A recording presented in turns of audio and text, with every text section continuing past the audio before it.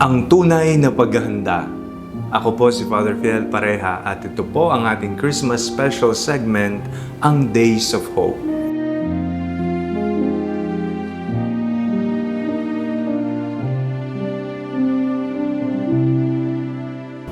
Malapit na po ang Pasko. Abala ang lahat ng tao.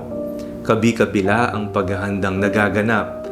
May abala sa pamimili ng mga regalo, susuotin sa Pasko, iluluto sa Noche Buena, kaliwat kanan na Christmas party, tinatapos ang mga gawain para ma-meet ang deadline sa school o trabaho.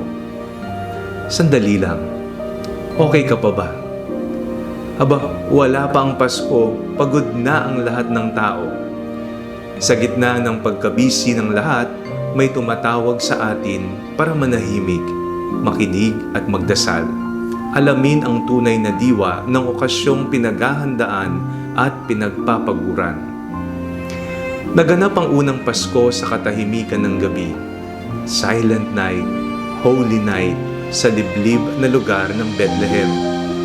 Hindi abala ang mga tao, pero ang Diyos na mismo ang naghanda sa mangyayaring plano, ang pagkakatawang tao ng pangalawang persona ng Santissima Trinidad, ang Panginoong Hesukristo.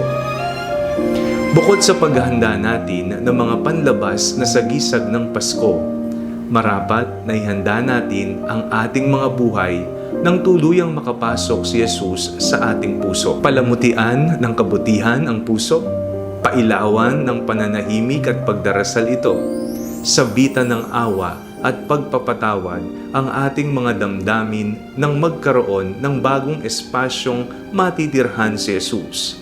Iyan ang mga mahalagang paghahanda. At kung nahihirapan sa mga bagay na nabanggit, ipagdasal mo sa Panginoon, Lord, as I prepare myself for this coming Christmas, may my heart focus on you through silence, prayer, and good works.